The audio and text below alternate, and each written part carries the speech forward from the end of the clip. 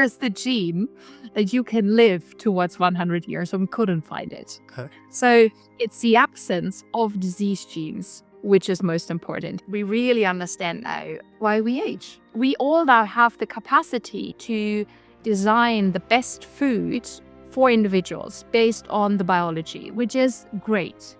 Professor Andrea Maier is a global pioneer and world-renowned authority in healthy longevity. Her career is dedicated to decoding the mechanisms of aging. If there's one person alive who can extend your life, it's Professor Maier. If you have disease genes, so you have more chance to have a disease, it's absolutely not your destiny. You can actually influence that with very often lifestyle. My biological age of all my different organ systems is very different. So our aging trajectory within our body is very different. So you might be a heart ager or a brain ager or a skin ager. So we see the differences even within individuals. And that makes it so fascinating to really analyze who that person is. From our studio in Jones Bay Wharf, Sydney, here's Pod O'Sullivan with Don't Let the Old Man In, a podcast from the Wisdom Vault. You are not the age you think you are. The number on your birthday cake's 52, but it's a lie. Your heart might be 45 and your joints might be 60. Different parts of you are aging at different rates. And here's what changes everything. For the first time in human history, we can measure this precisely and actually do something about it. What if the second half of life wasn't about managing decline, but about understanding your unique biology and making strategic choices? Here's what's true. We're living through an unprecedented revolution in aging science. But the nuance most people miss is at age 40 and 60, your body hits critical inflection points where decline accelerates. Understanding these biological turning points is not depressing, it's empowering. Because what we can measure, we can manage or change.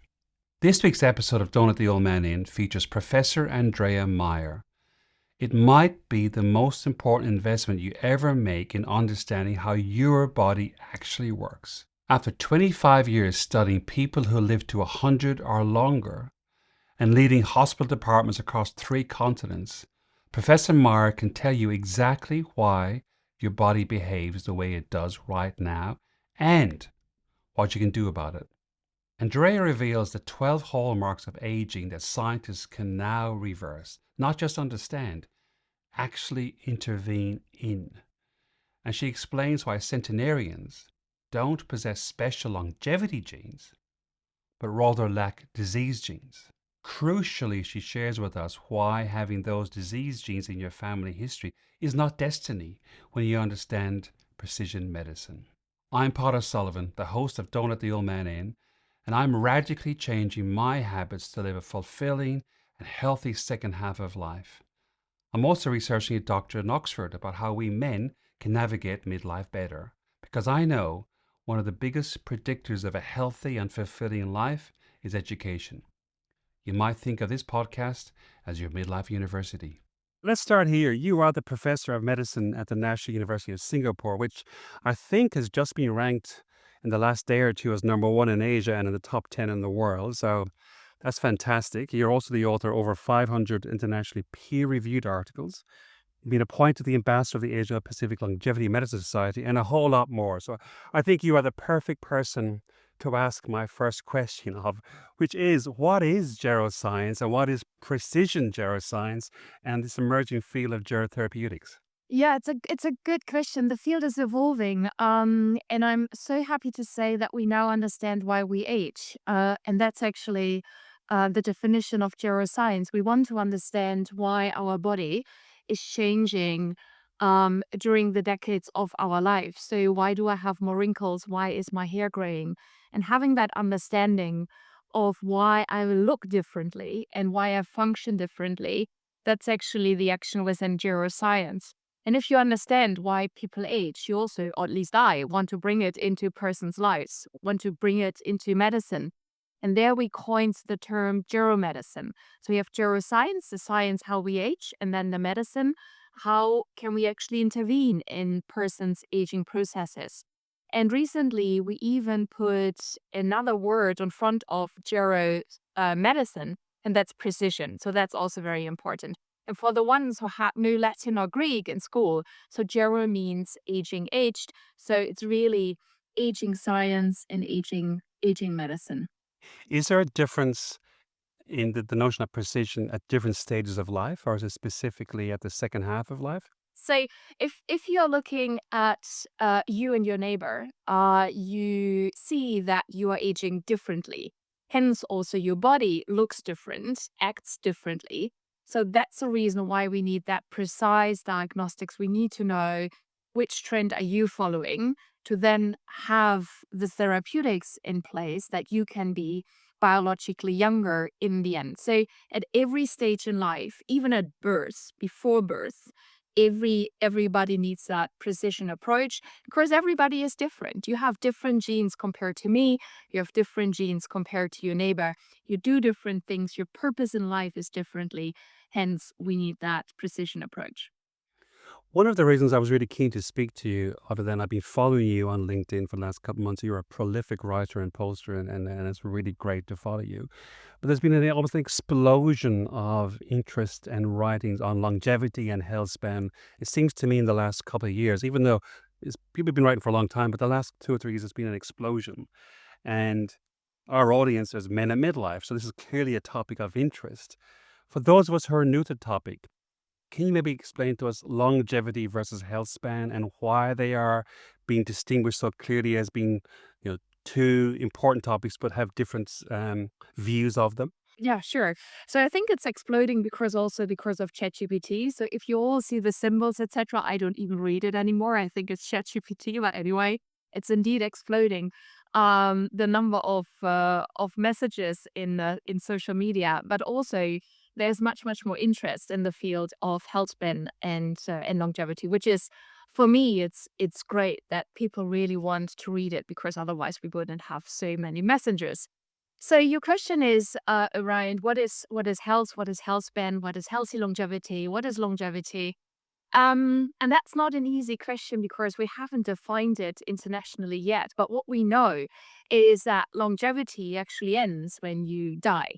And that really just gives the lifespan. So longevity ends when the lifespan ends.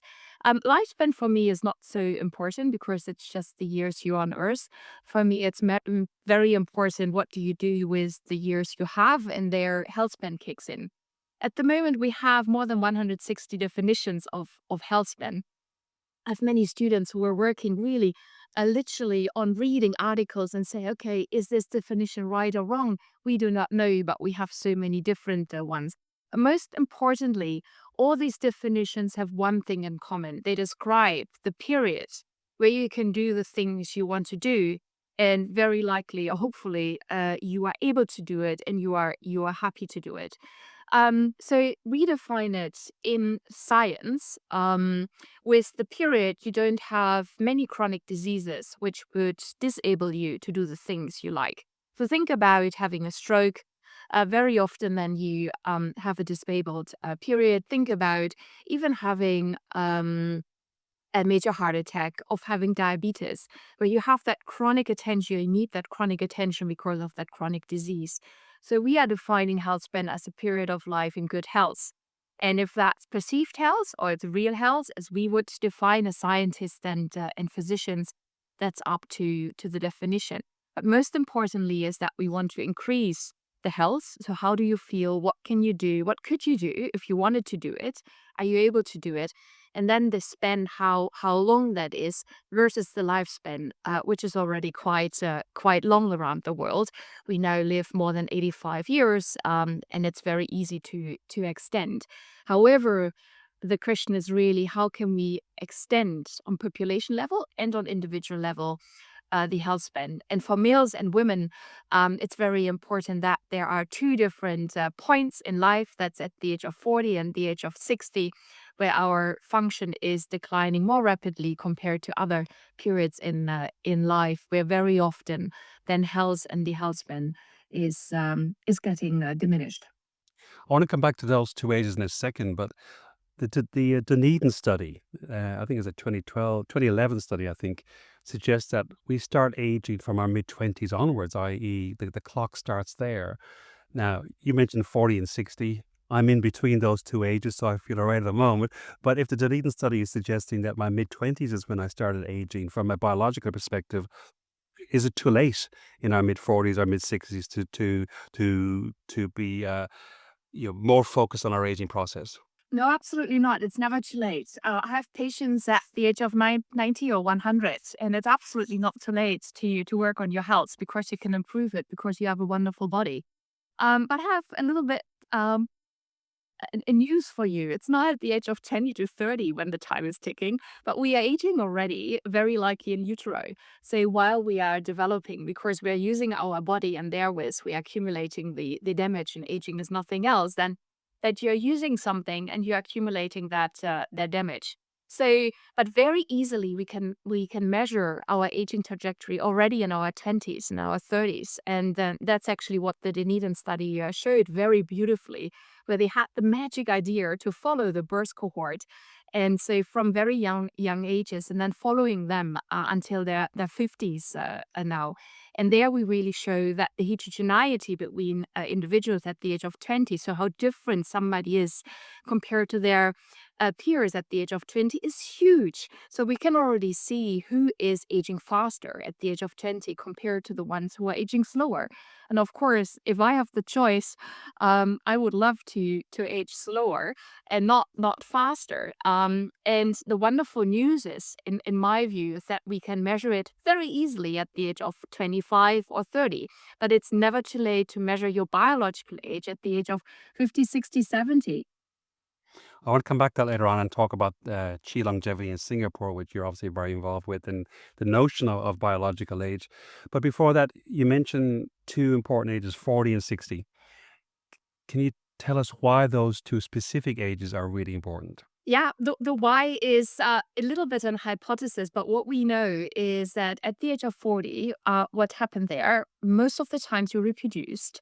So from an evolutionary perspective, why would you be on Earth? So very importantly, the only thing is that your children are still alive, because that's the reason why we then still have the species. We are the Homo sapiens. So at the age of 40, you reproduced in principle. Sorry to say, but you are done. Of course, in males, it's a little bit different compared to females. But females really enter the at the age of 50, the menopause. So it's really also not possible anymore to reproduce, and from an evolutionary perspective, to contribute to the species. Um, so 40 is quite clear from an evolutionary perspective and what you have to do. At the age of 60, I think there are lots of hypotheses. The grandmother hypothesis: should we actually be still on Earth at the age of 60 to 70? What's our purpose evolutionary? And there, the only purpose would be that our grandchildren would have a survival benefit if we would be there. But after the age of 60, so if you are looking back into nature, when should we reproduce? At the age of 20, 25? So adding that up, you would be a grandparent at the age of 50 to 60. So here, really, theories like wear and tear. So why would you actually establish a longer lasting body comes in? And we really see in many of these cohorts that at the age of 40, it's accelerated, and at the age of 60, it's accelerated. However, it's not that in between it's stable, absolutely not. So just going back to the Dunedin study, we see individuals from the age of 25 to the mid 30s deteriorating in their function. And this is due to aging. Just a quick break. I'm really enjoying this conversation. I hope you are too. What I've been doing with these episodes is a couple of days after I record the conversation, I sit down, grab my ideas, and I put together my reflections on the conversation and what I've learned from them and what kind of sense am I making from them. That's called my reflections episode. I also try an experiment to actually apply what I've got from the conversation. You can listen to that in an episode. You can also download a simple handout to help you do the same. Back to the conversation. You've mentioned in some of the articles I've read the 12 hallmarks of aging. For our audience, who are, I'm imagining, predominantly non-scientists, can you maybe explain what they are, but also maybe pick out the ones that are most relevant for us men in midlife? Yeah. So all these 12 are very important for male and female. So we know that there are sex differences. We also know that women live longer compared to male, that in principle, we are aging in the same way. And that has been described in the 12 hallmarks of aging, which was coined the term by Guido Kromer, a very good colleague of mine from Paris. So what we do in the field is we just describe what we know, how we age. And if we are looking at our appearance, we see that we have wrinkles, we have gray hair, maybe we are gaining weight, we are less strong. So all these kind of parameters we can see clinically, we can now drill down to mechanisms why our cells, so we have trillions of cells in our body, are actually aging. And I will give you a couple of examples. So to be able to move, to be able to talk to you, I need energy. I need lots of energy. And all my cells are producing now ATP, which is energy in the cells, and I need mitochondria for doing so. So these are very tiny organelles within my cells who are making the energy that I am able to breathe and I'm able to talk to you, that I'm able to do exercises, etc. So in the number, but also the quality of these kind of mitochondria who's making the energy are going down. So that's very important. It's in both sexes. I will give you another example. That's the accumulation of senescent cells. Very often these cells are being called zombie cells. Um, while we are using our body, and we have this trillions of cells who are exposed to now me breathing and talking to you, I'm using them.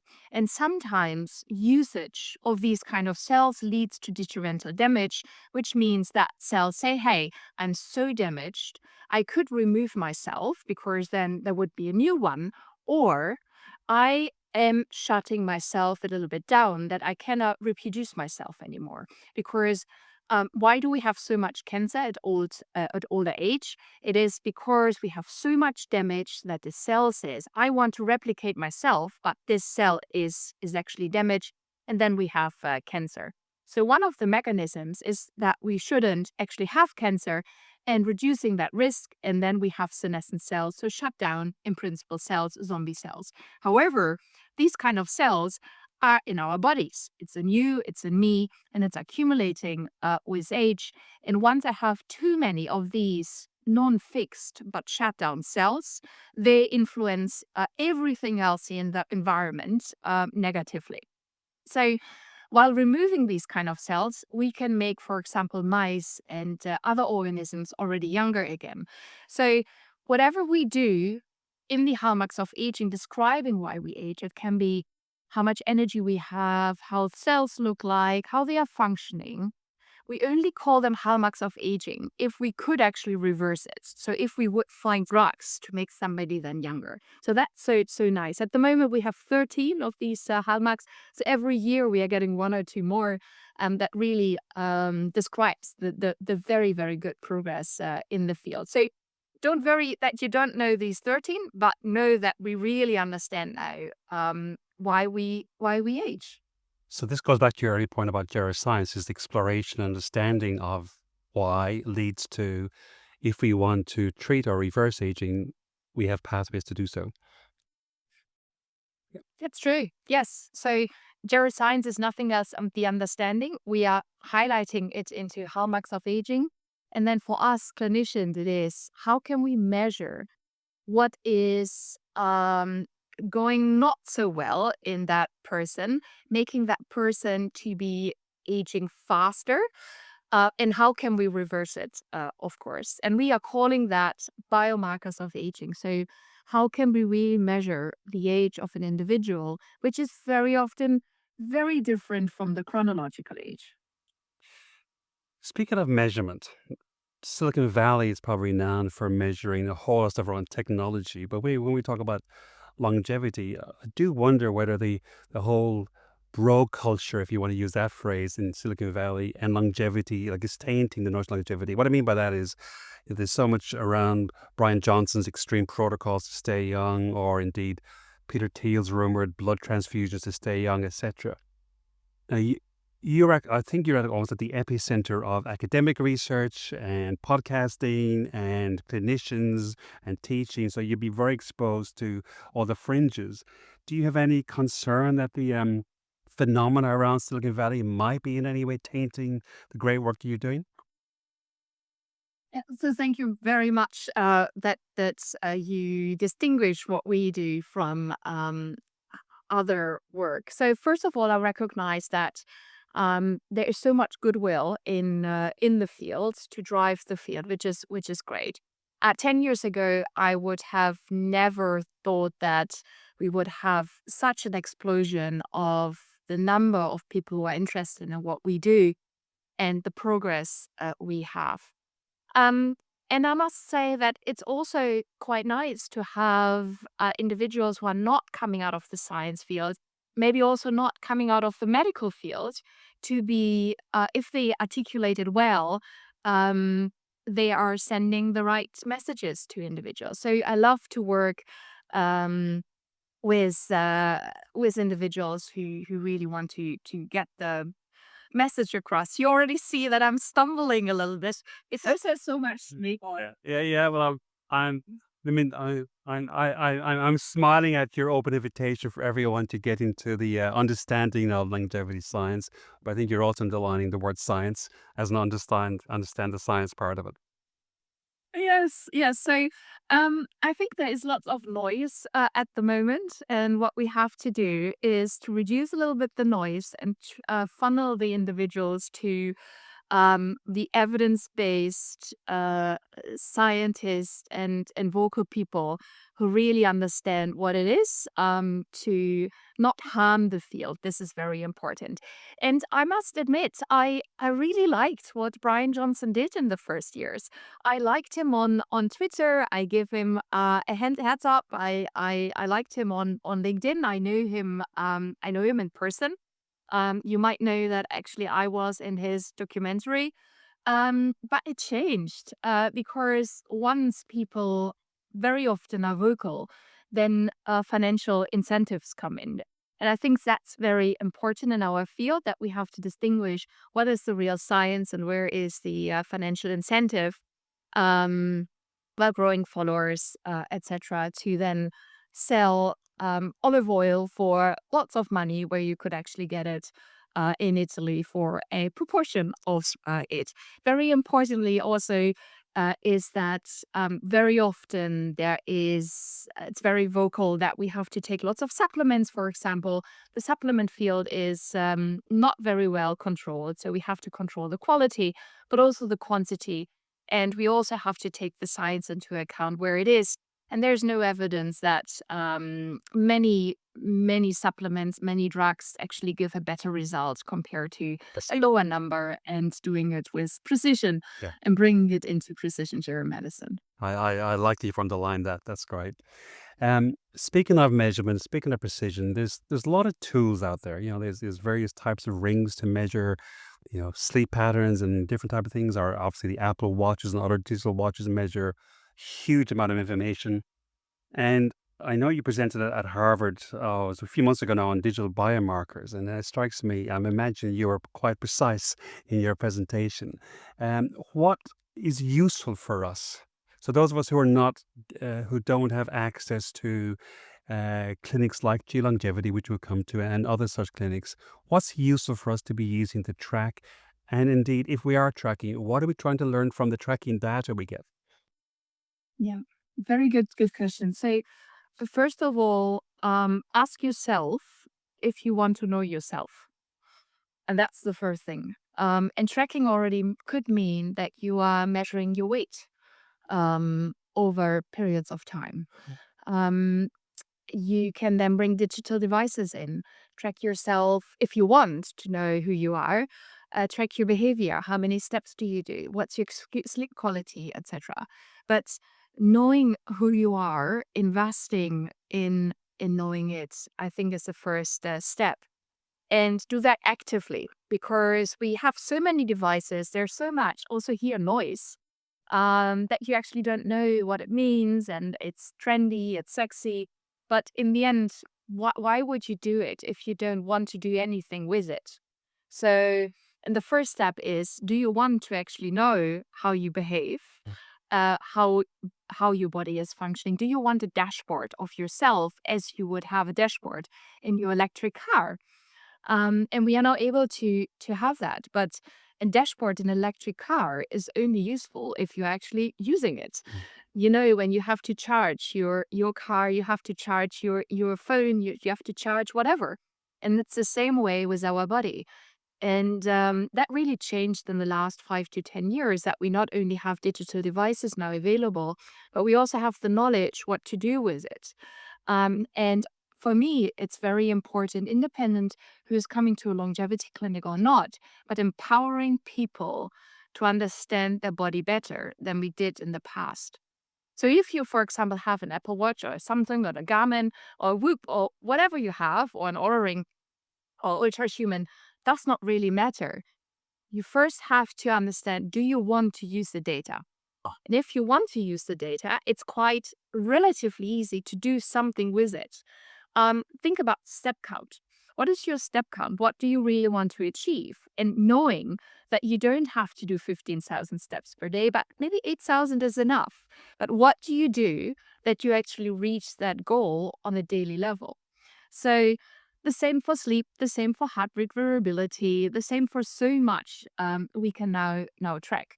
But it's, do you want to do something, and do you have to knowledge? And the knowledge is, thank you so much for inviting me to this podcast. You can get it through podcasts, books, etc. Let's just pause for a second. If you've made it this far, it must mean you're enjoying the show.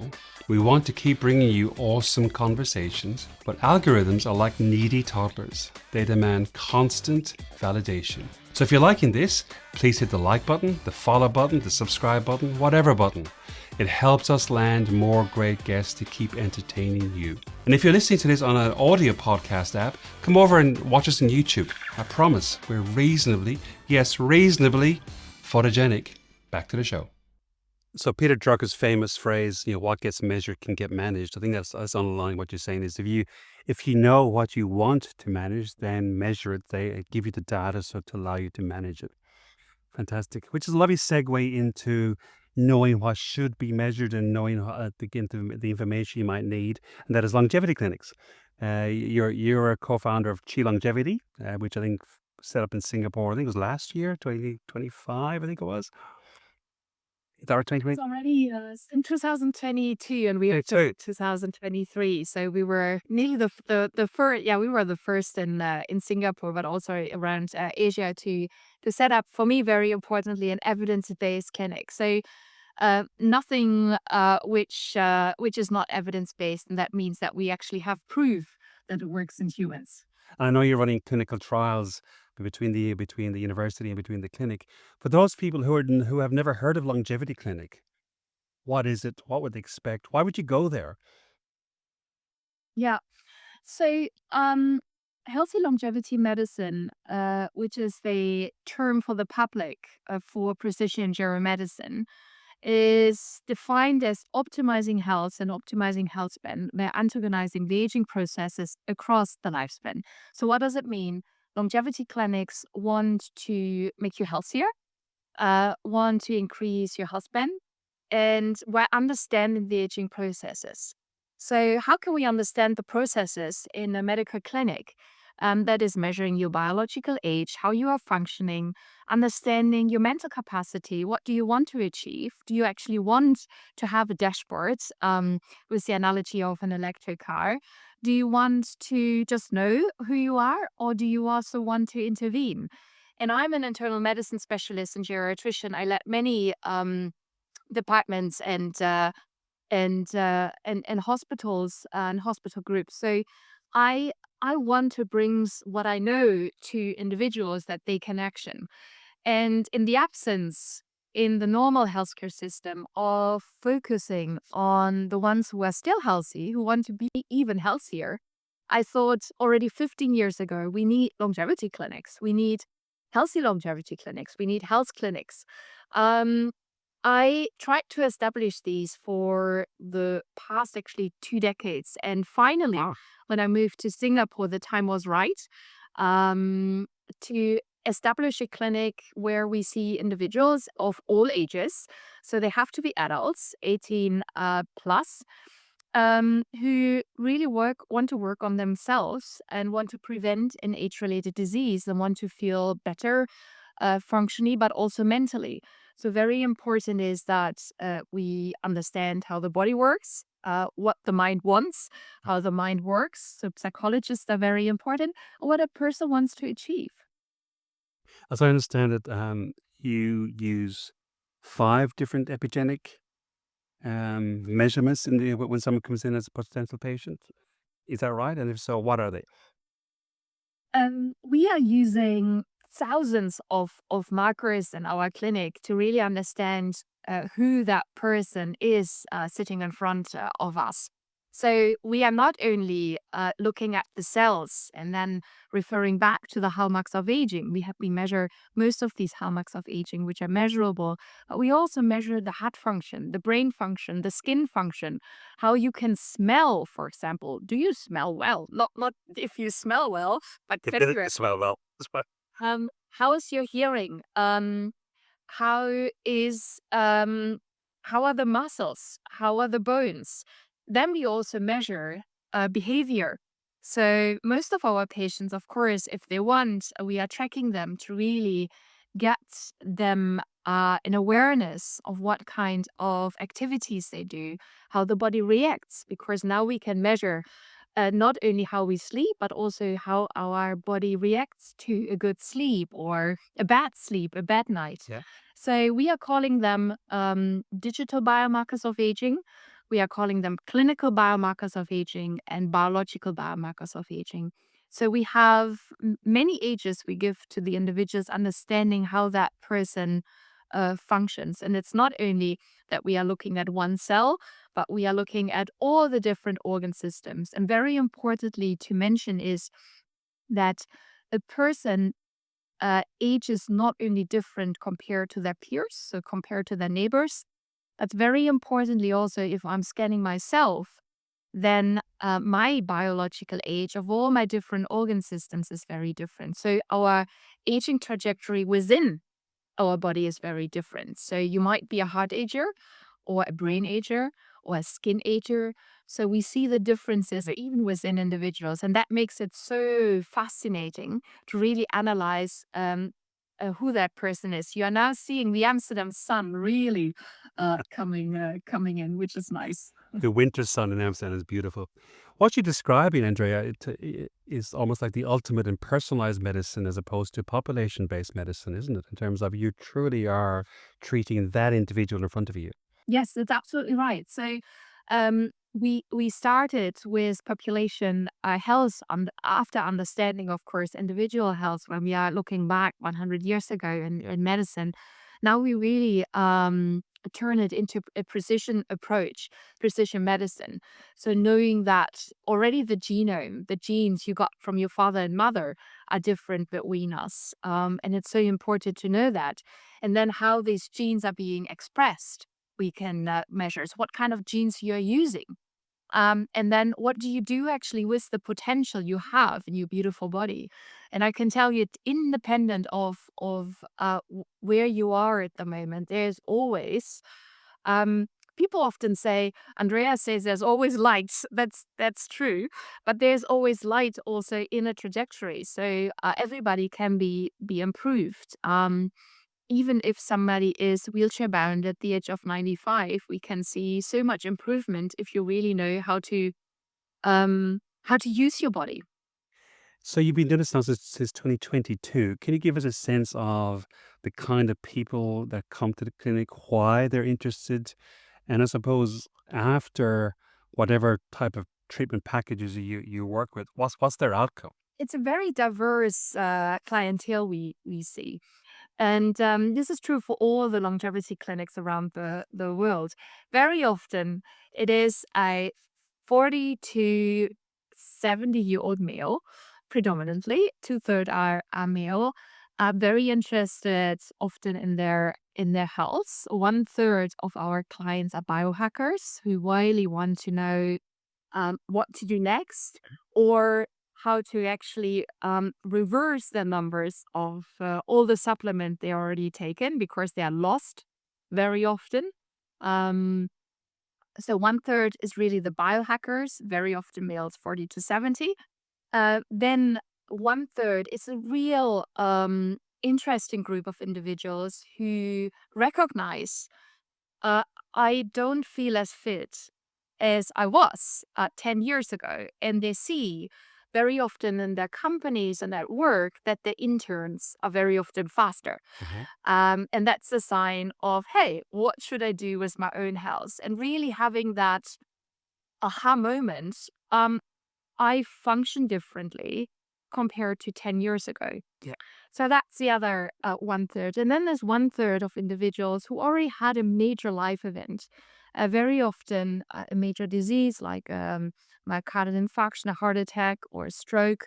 So really went through, for example, cancer treatments, and they want to optimize their health to be able to prevent the onset of the next disease. And of course, there are some who just want to know who they are. They are very interested because it's really a hype with lots of substance in our field. But very often the 40 to 70-year-olds. Um, Actually, this morning I have my clinic, so I will after this see clients, and we are most successful in the clinics. First of all, if people feel that they have more energy, that they feel better, and they say, "Hey, I now wear different t-shirts because I can now showcase my body." Like they're proud of it. And that's the best feeling you can have as a healthcare professional if people feel it. And they say, "Thank you so much. Like I'm a different person." Of course, then from a scientific and from a medical point of view, I want to see it in numbers. So I want to see an age reversal. I want to see that inflammation markers are going down. I want the blood pressure to be better regulated. I want the glucose levels to be better. And that's of course when it's combined with, yes, I feel better and you are better, and we can showcase that on the dashboard. That's what we want to achieve. And then of course, um, as the end goal is also to have diminished the risk and lowered the risk for the next age-related disease. Because at the age of 50, half of the 50-year-olds already have a chronic disease. So how can we prevent that? How can we prevent the onset of the next chronic disease? And how do we make sure that people just feel better, that they have more energy, they have better night's sleep, and they say, yes, I want to manage this day, and I love it. Are GLP-1 medications part of the process for you guys? Yeah, sometimes. So GLP-1 receptor agonists are it's a peptide. It's a drug being studied in many randomized controlled trials. We have indications for GLP-1s, and that's heart failure, kidney failure, and diabetes.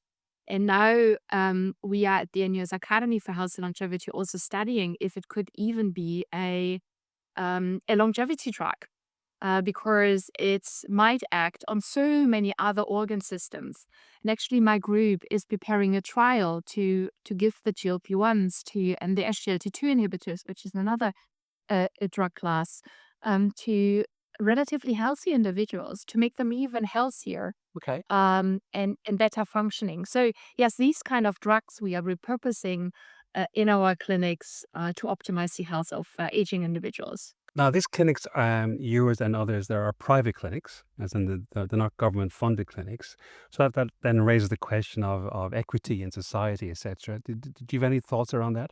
Oh yes, absolutely. I'm coming out of the public healthcare system, and I'm a healthcare professional publicly by heart.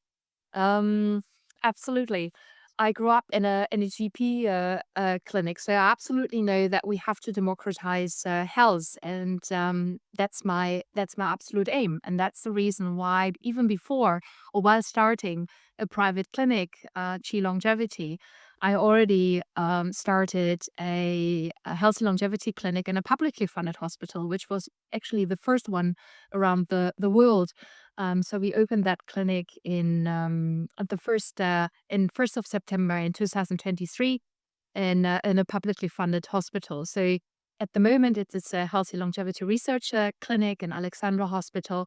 We actually analyze what kind of protocols can we democratize? How can we then transfer that knowledge to, for example, GPs? Because imagine if 100% of the population is aging, who is going to give that care to be democratized? So we have to work together with family medicine specialists, with public health specialists, with the WHO, United Nations, and that's what's happening at this moment in time.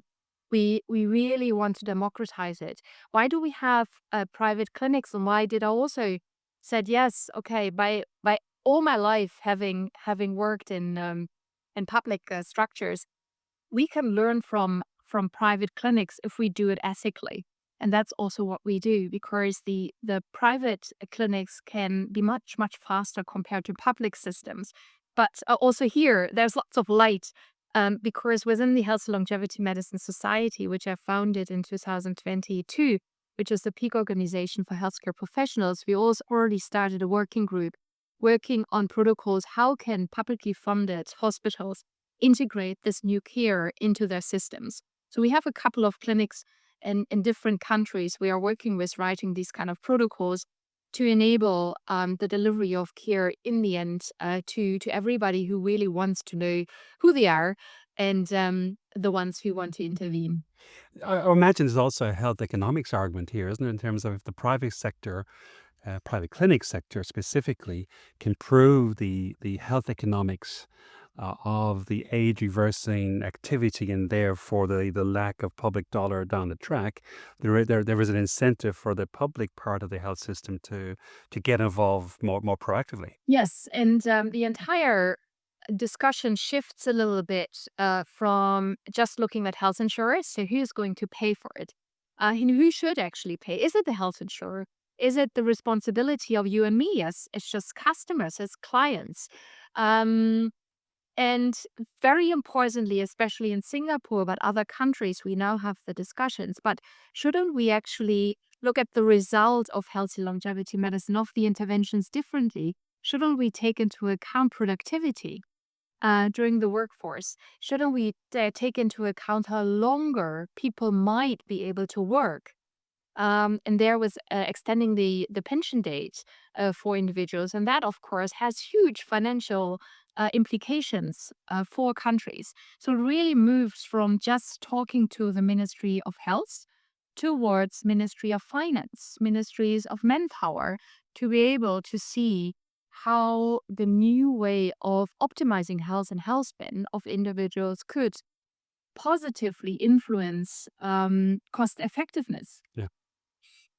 Can I just shift our conversation to the non-medical, but I suspect extraordinarily important idea of food? You've said somewhere, I read, we are entering an era where food is not just fuel, but a foundational lever in shaping our biology over decades. Um, but here's what I find confusing. If you read Peter Attia, he'll talk about protein and resistance training, whereas David Sinclair will talk about, fasting, whereas Longo will talk about fasting mimicking, and David Bittner will talk about blue zones. And it's kind of the lull of information out there that to the non-scientist is very confusing. Yet they're all emphasizing similar things, which is basically more protein, more vegetables, less carbohydrates type thing.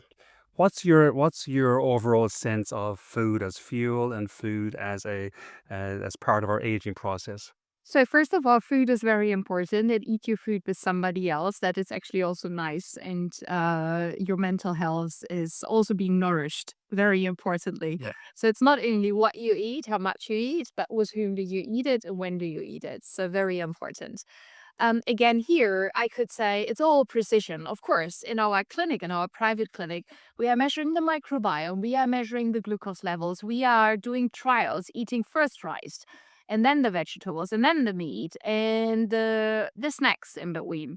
Of course, we all now have the capacity to design the best food for for individuals based on the biology, which is great.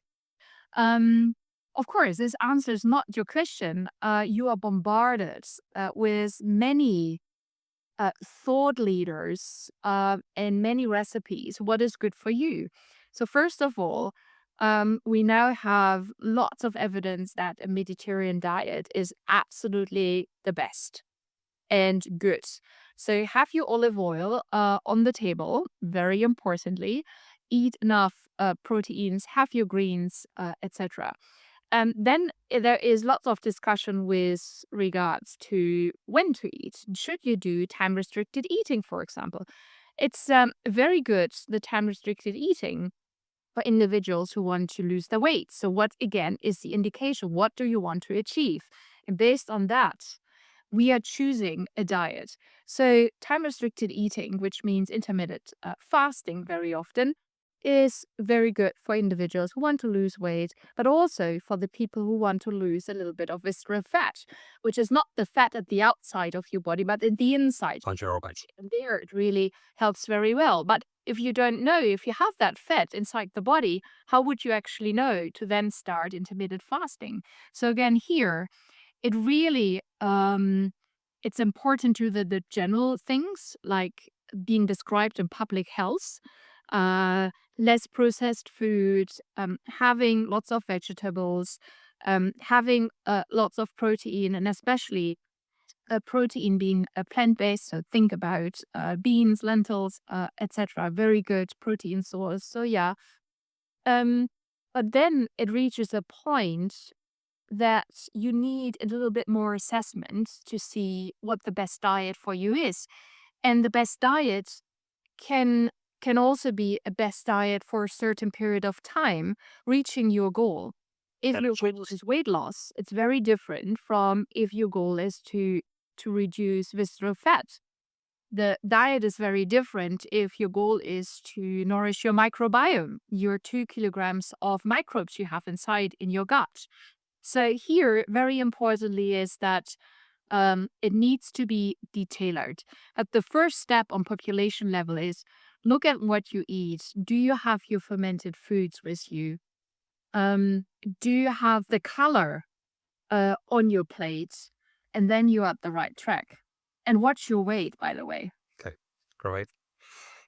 As I understand it, you spent 25 years studying centenarians, folks who have lived to close to or around or past 100. And you wrote somewhere that you found that they were lacking disease genes as opposed to having longevity genes, which I think is a really, really interesting distinction. Is there anything that you can share from that research that would influence this conversation? Yeah, I love centenarians. Every time when I see 100+ a person, like I'm going to smile. Like there is very often also lots of wisdom inside of these individuals. But we, of course, were very interested in longer living individuals, not only the centenarians, but also the nonagenarians, so being 90+, to see how can it be that they are so old? And I can tell you, have a brother or sister being with you, being 90+. That's the best for Wow. for their children, because then it seems that it's not only by chance, but something is running in the family, and that's great. I always make the joke: if you are looking for a partner, looking for somebody where you have at least 2 or 3 nonagenarians in the family, then you have the good genes. So that's good for your children. So we have lots of habits, and very often, if you're looking at the habits, not in the blue zones, but in the nonagenarians, in other countries not living in the blue zones, they are smoking, they are drinking lots of alcohol, but they have the absence of these disease genes. So we were really hunting, spending millions of euros on lots of analysis. And we wanted to see, okay, where's the gene that you can live towards 100 years? And we couldn't find it. Okay. So it's the absence of disease genes, which is most important. But if you are looking at very often octogenarians and centenarians, they say they are much younger. So they say, if I ask, how old are you? They say, oh, I feel 60. I can run the world. That's good. And that's the right mindset. So the mindset also in these centenarians really, really matters. Next to that, they are physically active. They have good muscle strength. They have good muscle mass. They have very good cognition. And it just sometimes runs in the family. But the point you're making is they have an absence of disease factors, which is then is helping them to live healthy and longer, which goes to your point about measures so we can see where your specific aging process is, and then we can treat that. If you have disease genes, so you have more chance to have a disease, it's absolutely not your destiny. You can actually influence that with very often lifestyle. And I imagine relationships. So you have mentioned that having a dog and a husband makes you happy. So I'm imagining figuring out what makes you happy from a lifestyle is part of it. Absolutely. I'm so lucky that actually my dog, and we have a big king poodle, is actually behaving and not barking. Oh, was just like he was interfering, and I just let it go. 10 years ago, I was nervous, but now doors are open, and that's most relaxed, I think. Just being back in normal life. And yes, people who say that they are married happily, they are living longer, and they also feel younger and more energetic. So not just being married, very importantly, but happily married and otherwise be single. Very important. Very good. I'm coming to the end of our conversation. I know you've got your clinic coming up soon, and I appreciate you've made time for us before your clinic early in the morning in Amsterdam. Two last questions for you, Andrea. Given that you've spent so much of your life very, very passionately building and supporting the whole field of longevity medicine and finding light everywhere, as you said, you're discovering light in all these areas. What do you think would the 80-year-old version of you be asking of you if they could talk to you? Oh, that's a very nice question. I don't think I'm coming out of a very short-lived family, actually. Sorry. Very short-lived. I never think about my 80s. I think about what should I do in the next coming 5 years and how much more walks do I need with the dog to be physically active. So that's what I'm doing. But if you really look like if I'm 80, I will still do something. I will be active. I think if we are losing to use our brain, that's not good. Use your body, love it. I don't care how many wrinkles I have. But the inner side needs to be smooth, and that person would actually say what the next discovery could look like. Professor Andrea Maier, I really appreciate you making time for us today. We've learned a lot and appreciate the passion you bring to the conversation. Final question for you is, what would your words of wisdom be for our listeners based upon this conversation? You are beautiful. The body is beautiful. Look at you. Um, get to know yourself. Watch it because you have partly, and it's a huge part, your own health in your own hands. And seek help. Thank you very much. On that note, we will make sure we put links to your various connection points and the Chi Longevity Clinic and NUS in our episode page so people can follow you and reach out to you if they want to seek help with you. Thank you. Thank you for making time. I appreciate it. You know, I said earlier on that this podcast might just be your midlife university. Now, if that's the case, listening to the podcast by itself is not learning. That's just listening. If you really want to learn, you need to do reflections and maybe even put in an experiment. I've just done that for you. A couple of days later, I recorded a short episode, which is my reflections, my insights, my learnings from this conversation, and an experiment that I'm going to use to help me apply this learning. You can do the same. So wherever you're listening to or watching this podcast, the episode will be there.